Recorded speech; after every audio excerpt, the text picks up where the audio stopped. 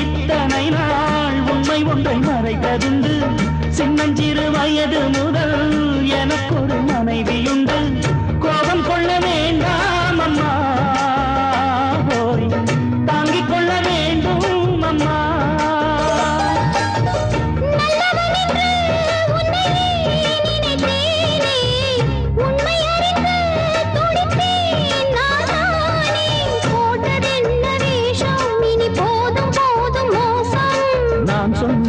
சம்சாரம் எந்தன் சங்கீதம், இதை கண்டு கொள்ள முடியாமல்